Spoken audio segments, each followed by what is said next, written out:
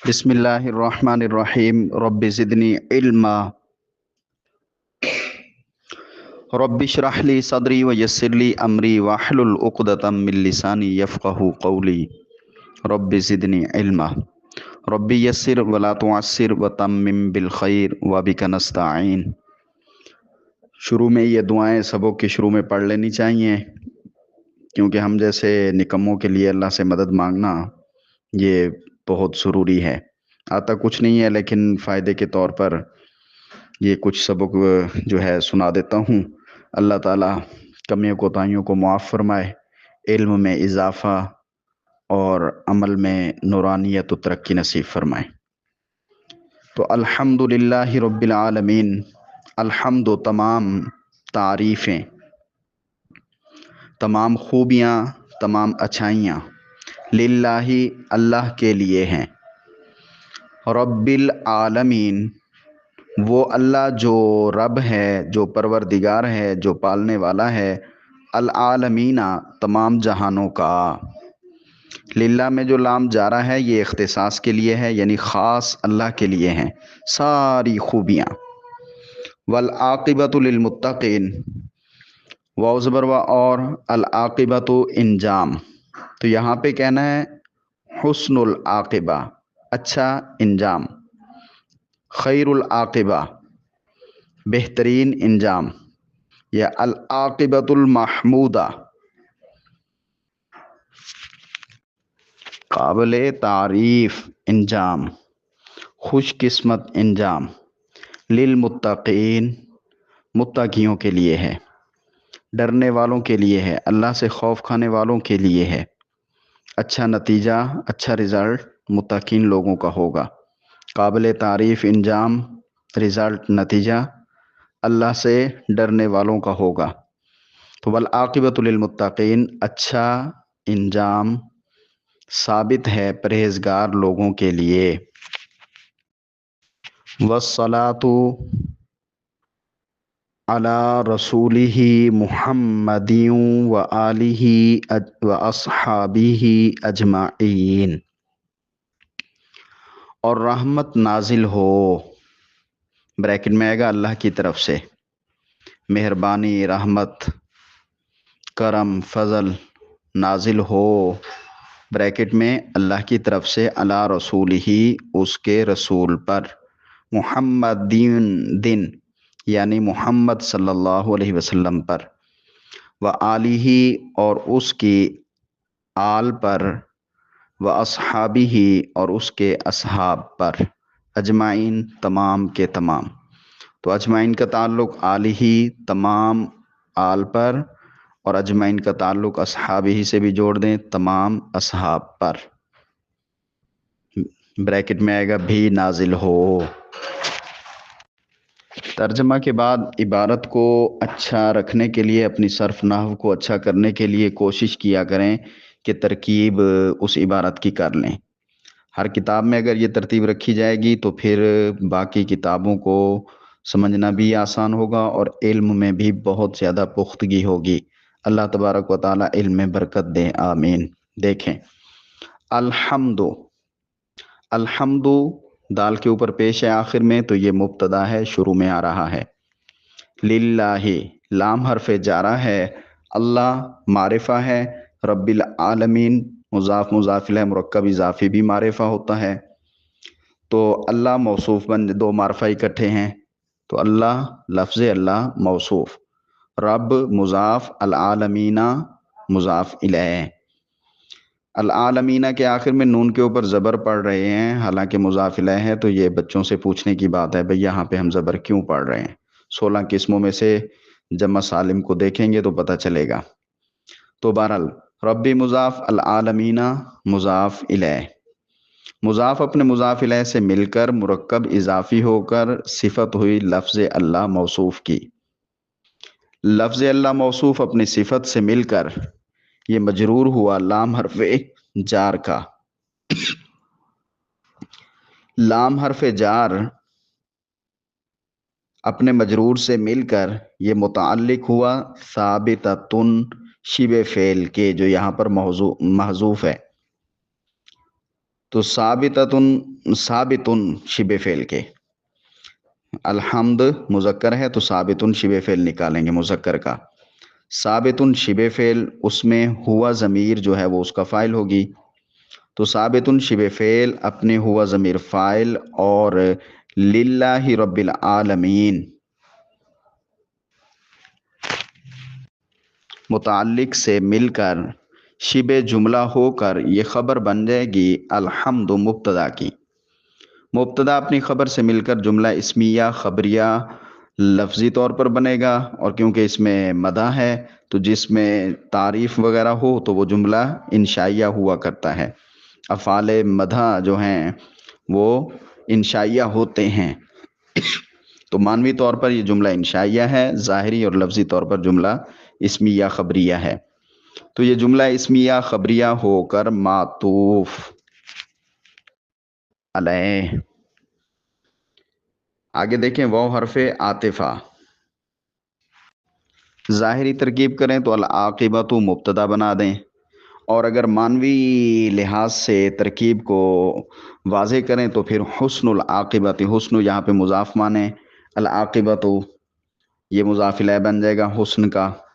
हुस्नुल आक़िबती, हुस्न मुज़ाफ, अल आक़िबती मुज़ाफ इलैह, मुज़ाफ मुज़ाफ इलैह मिलकर मुब्तदा बनेगा। या खैरुल आक़िबती, खैरु मुज़ाफ, अल आक़िबती मुज़ाफ इलैह, मुज़ाफ मुज़ाफ इलैह मिलकर मुब्तदा। या अल आक़िबतुल महमूदतु, अल आक़िबतु मौसूफ, अल महमूदतु सिफत, मौसूफ सिफत से मिलकर मुब्तदा। फिर ये जो सिफत है या मुज़ाफ हैं इनको हटाकर इनके बदले में, इनके एवज़ में अलिफ लाम लगा दिया अल आक़िबा पर, तो अल आक़िबा का अलिफ लाम जो है ये एवज़ में है मुज़ाफ के खैर या हुस्न। तो देखें अल आक़िबतु मुब्तदा, लाम हरफे जार, अल मुत्तकीन मजरूर, जार मजरूर से मिलकर ये मुताल्लिक होगा, क्योंकि अल आक़िबा की खबर निकालनी है तो यहाँ पे शिबे फेल जो है वो हम मुन्नस की निकालेंगे, मुन्नस का सीगा निकालेंगे तो साबिततुन निकालेंगे। तो लिल मुत्तकीन जार मजरूर मिलकर मुताल्लिक हुआ साबिततुन सीगा सिफत के या शिबे फेल के। तो सीगा सिफत शिबे फेल ये एक ही चीज़ होता है। तो सीगा सिफत इसमें हिया ज़मीर उसका फ़ाइल, सीगा सिफत अपनी हिया ज़मीर फ़ाइल और लिल मुत्तकीन मजरूर से मिलकर शिबे जुमला होकर खबर होगी अल आक़िबतु मुब्तदा की। मुब्तदा अपनी खबर से मिलकर जुमला इस्मिया खबरिया होकर मातूफ़ अव्वल। आगे वाव हरफे आतिफा, अस्सलातु मुब्तदा, अला हरफे जर, रसूल मुज़ाफ, ही ज़मीर मुज़ाफ इलैह, रसूल मुज़ाफ ही ज़मीर मुज़ाफ इलैह से मिलकर ये मातूफ़ अलैह बनाएं और मुहम्मद उसका अत्फ़े बयान बना दें, या फिर जो है रसूली ही ये मुबदल मिन्हु बनाएं और मुहम्मद उसका बदल बना दें। तो मुबदल मिन अपने बदल से मिलकर या रसूल ही मातूफ़ अलैह अपने अत्फ़े बयान मुहम्मद से मिलकर मातूफ़ अलैह। वाव हरफ़े आतफ़ा, आगे हमने तर्जमा किया था उसकी तमाम आल पर और उसके तमाम असहाब पर, तो अजमाइन का ताल्लुक दोनों के साथ है। तो अभी रसूल ही मुहम्मद वो मातूफ़ अलैह साइड पे रखेंगे, पहले इन दोनों को अजमाइन के साथ जोड़ना है। तो देखें आले मुज़ाफ ही ज़मीर मुज़ाफ इलैह, मुज़ाफ मुज़ाफ इलैह से मिलकर मातूफ़ अलैह वाव हरफ़े आतिफ़ा, असहाब मुज़ाफ ही ज़मीर मुज़ाफ इलैह, मुज़ाफ मुज़ाफ इलैह से मिलकर मातूफ़, आलिही मातूफ़ अलैह अपने असहाबिही मातूफ़ से मिलकर ये मुअक्कद, अजमाइन ताकीद। तो आलिही व असहाबिही मुअक्कद अपनी ताकीद अजमाइन से मिलकर अब ये मातूफ़ बनेगा रसूलिही मुहम्मद का। تو رسول ہی محمد معطوف علیہ اپنے معطوف سے مل کر مجرور ہوا علی حرف جار کا، جار اپنے مجرور سے مل کر یہ متعلق ہوں گے ثابتتن کے کر لیں یا نازلتن کے، زیادہ تر نازلتن یہاں پہ معذوف مان لیتے ہیں، تو نازلتن کے کر لیں، یعنی نازل ہو رحمت۔ تو نازلتن شبہ فعل، صیغہ صفت بھی بولتے ہیں، شبہ فعل بھی۔ تو نازلتن شبہ فعل، اس میں ہی ضمیر جو الصلاۃ کی طرف جائے گی راجع بسوئے الصلاۃ، وہ اس کا فاعل۔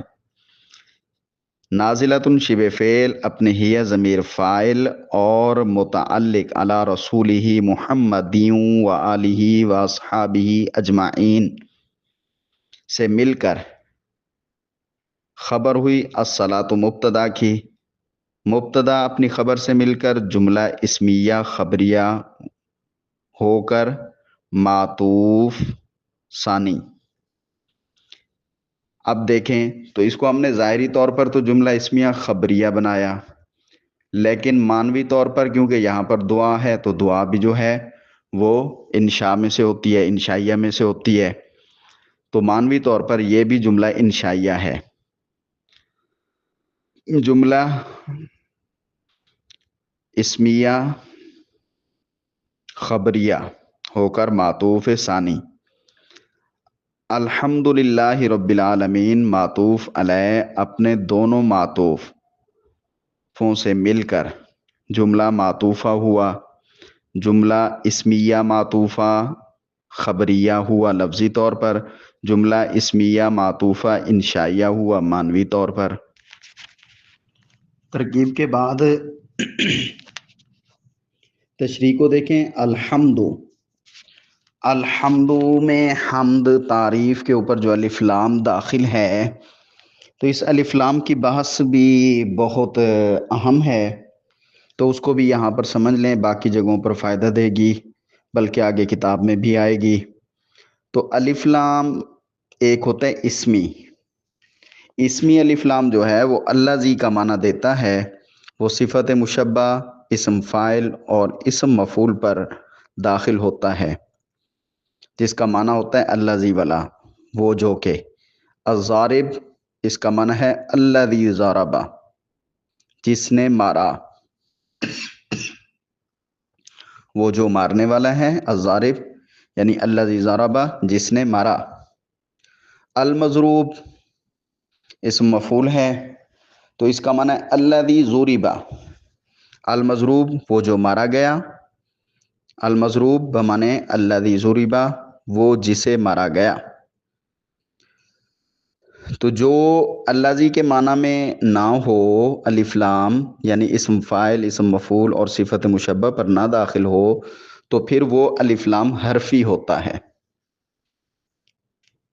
پھر آگے الف لام حرفی کی دو قسمیں ہوتی ہیں، ایک الف لام حرفی زائدہ ہوتا ہے، یعنی کہ وہ عبارت میں زائد آیا ہوا ہے، اسے ہٹا دیں، گرا دیں، حذف کر دیں تو کلام کے معنی میں، مقصد میں کسی قسم کا کوئی فرق یا کسی قسم کی کوئی کمی نہ ہو۔ اور اس کے علاوہ الف لام حرفی غیر زائدہ ہوتا ہے، یعنی الف لام اس کی ضرورت ہوتی ہے، وہ ضروری ہوتا ہے الف لام۔ تو الف لام حرفی غیر زائدہ جو ہے اس کی چار قسمیں ہیں۔ الف لام حرفی غیر زائدہ جس کے حذف کرنے سے کلام میں خرابی ہو، کلام کا جو مقصد ہے وہ فوت ہو جائے، جیسے الرجل قائم، الرجل کے اوپر الف لام جو ہے یہ ضروری ہے، الرجل مبتدا بنائیں گے، قائم خبر، تو الف لام اگر اس کو حذف کر دیں تو رجل قائم بن جائے گا، تو یہ مبتدا خبر نہیں بنیں گے، کلام کا جو مقصد ہے خبر دینا وہ خبر دینا نہیں رہے گا، یہ پھر دونوں نکرہ ہو کر موصوف صفت بن جائیں گے، تو یہ خرابی ہو گئی۔ تو لہذا الرجل کے اوپر جو الف لام ہے یہ ہے تو حرفی، لیکن یہ غیر زائدہ ہے، یعنی کہ ضروری ہے۔ تو اسی الف لام حرفی غیر زائدہ کی چار قسمیں ہیں۔ تو یہ 4 قسمیں آپ اچھی طرح یاد رکھیں۔ اس کی ایک قسم ہوتی ہے الف لام جنسی، جس سے پوری جنس، نو اور پوری قسم کی طرف اشارہ ہو، یعنی جس پر داخل ہوگا تو وہ جو مدخول ہے اس کی پوری جنس، پوری نو، پوری قسم، پوری ماہیت مراد ہو، فردن فردن افراد مراد نہ ہوں، یعنی اس کے افراد کا اعتبار نہ ہو بلکہ اس جنس میں جو بھی داخل ہو وہ اس الف لام میں داخل ہو جائے گا۔ جیسے الرجل خیر من المرأة، الرجل اس پر الف لام جنسی ہے، جن سے رجل، جن سے رجل، جن سے مرد، مرد کی جو قسم ہے، مردانہ صفات اور ماہیت، تو یہ جن سے مرد، جن سے عورت سے، زنانہ صفات و ماہیت سے، زنانہ نوع سے، زنانہ قسم سے بہتر ہے۔ تو جس کو مرد کہیں گے، مرد میں جو بھی داخل ہوگا وہ بہتر ہوگا اس جنس سے جس پر عورت کا حکم لاگو ہوگا۔ تو جو بھی مرد ہوگا وہ بہتر ہے جو بھی عورت ہوگی اس سے۔ تو جنس مراد ہے، ہر مرد مراد نہیں ہے۔ اور ایک ہوتا ہے استغراقی، جس الف لام سے تمام افراد کی طرف اشارہ ہو، فردن فردن سب کو پکڑ پکڑ کے جمع ڈالا جائے تو وہ استغراقی ہوتا ہے۔ جو بھی فرد اس میں آئے گا وہ پکڑ کے ڈال دیا جائے گا۔ جنس میں ساری یکدم ہوتی ہے، جنسی میں پوری نوعیت یکدم ساری کی ساری اکٹھی، اور استغراقی میں فردن فردن پکڑ کے لانا ہے۔ تو جس پر الف لام استغراقی کا ہوگا اس سے تمام افراد کی طرف اشارہ ہوگا، جس پر داخل ہوگا اس کے تمام افراد کو وہ لے لے گا، گھیر لے گا۔ جیسے ان الانسان لفی خسر، بے شک انسان، الانسان پر جو الف لام ہے یہ استغراقی کا ہے، جو بھی انسان بنے گا، جو بھی انسان ہوگا، جو بھی انسانیت میں آئے گا اس کو پکڑ کے اس عبارت میں لے آئیں گے کہ ہر انسان، انسانیت کا ہر فرد خسارے میں ہے۔ تو الانسان پر جو الف لام ہے یہ استغراقی ہے۔ استغراقی میں فردن فردن ڈالا جاتا ہے پکڑ کے سب کو، جنسی میں پوری پوری نوع، پوری قسم یکدم آ جاتی ہے۔ اور ایک تیسرا ہوتا ہے عہد خارجی۔ تو عہد خارجی کا پہلے ترجمہ ہے، عہد کا معنی دنیا، زمانہ، خارج کا معنی باہر کی، یعنی ذہن سے، انسان کے جسم سے، انسان کے ذہن سے باہر کی جو دنیا ہے اس میں موجود چیز ہے۔ تو اب دیکھیں اس کی بات آگے۔ تو عہد خارجی کا الف لام وہ ہوتا ہے جس الف لام سے فرد معلوم یا مخصوص فرد کی طرف اشارہ ہو۔ مطلب یوں سمجھ لیں کہ متکلم اور مخاطب جو ہے دونوں جانتے ہوں کہ اس الف، جس کے اوپر الف لام داخل ہے، اس سے مراد کون ہے، دونوں کے نزدیک وہ متعین ہو۔ جیسے فعصا فرعون الرسول، الرسول پہ جو الف لام ہے یہ الف لام عہد خارجی کا ہے، ذہن سے باہر کی جو دنیا ہے اس دنیا میں موجود ایک خاص رسول جو ہے اس کی عصا فرعون نے نافرمانی کی۔ تو وہ خاص رسول کون ہے؟ مراد موسیٰ علیہ السلام، متعین فرد ہیں جو خارج میں موجود ہیں، جو اللہ بتا رہے ہیں اللہ کو بھی پتہ ہے الرسول سے مراد موسیٰ علیہ السلام ہیں، اور جو سن رہے ہیں ان کو بھی پتہ ہے کہ الرسول سے مراد موسیٰ علیہ السلام ہیں، یعنی باہر کی دنیا میں، ذہن سے آگے کی جو باہر دنیا ہے، خارج کی دنیا ہے، اس میں متعین ہیں۔ اور چوتھے نمبر پہ ہوتا ہے الف لام عہد ذہنی کا۔ عہد مانے دنیا، زمانہ، جگہ، تو ذہن کی جگہ، جو ذہن کی جگہ میں ہو، ذہن سے باہر کی جو دنیا ہے اس میں ابھی متعین نہ ہوا ہو، تو عہد ذہنی کا جو ذہن میں ہو۔ یعنی اس کو دیکھیں، جس الف لام سے غیر معین غیر متعین غیر مخصوص فرد کی طرف اشارہ ہو۔ باہر کی دنیا میں وہ فرد ہے تو صحیح، لیکن کون سا ہے یہ ابھی متعین نہیں ہے، ذہن میں ہے کہ اس قسم کا فرد ہوگا۔ جو الف لام کا مابعد ہے اسی کی جنس میں سے کوئی نہ کوئی تو فرد ہوگا، ہے کون سا یہ بھی خاص نہیں ہے۔ غیر متعین فرد مراد ہو، جیسے اخاف ان یأکلہ الذئب، میں خوف کھاتا ہوں، میں ڈرتا ہوں یہ کہ کھا لے اس کو بھیڑیا۔ تو الذئب، الذئب پر جو الف لام ہے یہ کہنے والے کے ذہن میں تو ہے کہ کوئی نہ کوئی بھیڑیا، اب کون سا ہے یہ بھی خاص نہیں ہوا، کوئی نہ کوئی بھیڑیا اس کو تکلیف دے دے، اس کو نقصان دے دے۔ میں خوف کرتا ہوں کہ اسے کوئی بھیڑیا، غیر معین فرد بھیڑیا کا کھا لے۔ ذہن میں تو بھیڑیا ہے مگر خارج میں باہر کی دنیا میں ابھی تک بھیڑیا کا کوئی خاص فرد متعین نہیں ہوا۔ عہد ذہنی اور عہد خارجی، یہ جو الف لام ہوتے ہیں، عہد ذہنی کا الف لام اور عہد خارجی کا الف لام، یہ بچوں کو سمجھنے کے لیے بہت مشکل ہوتی ہے۔ تو جس انداز سے میں نے کہا ہے اللہ کرے کہ سب کو سمجھ آ جائے، یا اس کو آسان بچوں کے لیے یوں کر دیتے ہیں کہ عہد کا معنی ہوتا ہے دور، زمانہ، وقت، دنیا، وعدہ وغیرہ وغیرہ۔ یہاں پر جو ہے دنیا مراد لے لیں، تو یہاں پر جب عہد ذہنی ہوگا تو اس سے مراد ذہن کی دنیا میں تو ہے مگر باہر کی خارج کی دنیا میں ابھی متعین نہیں ہوا، تو وہ عہد ذہنی ہوگا۔ اور اسی طرح عہد خارجی کا مطلب ہو اور مراد یہ ہوگا کہ ذہن سے خارج کی جو دنیا ہے، باہر کی جو دنیا ہے، اس میں بھی اب متعین ہو چکا ہے، باہر کی دنیا خارج کی دنیا میں متعین ہو چکا ہے۔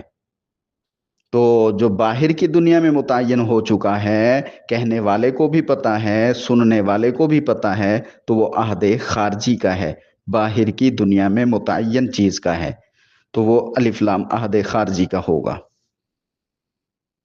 تو عہد ذہنی والا جو الف لام ہوتا ہے اس کا جو مدخول ہوتا ہے، ما بعد لفظ ہوتا ہے، وہ نکرہ کے حکم میں ہی رہتا ہے، کیونکہ عہد ذہنی میں ذہن میں تو ہے لیکن باہر کی دنیا میں کوئی فرد متعین نہیں ہوا، تو پھر اس اعتبار سے وہ نکرہ ہی رہا۔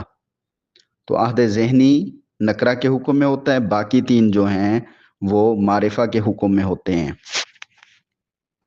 تو معرفہ والے جو تینوں الف لام ہوتے ہیں، استغراقی ہو یا جنسی ہو یا عہد خارجی ہو، تو وہ تینوں یہاں پہ الحمد میں سمجھے جا سکتے ہیں۔ الحمد والے الف لام کو استغراقی بھی کہہ سکتے ہیں کہ تعریف کا ہر فرد اللہ کے لیے ہے۔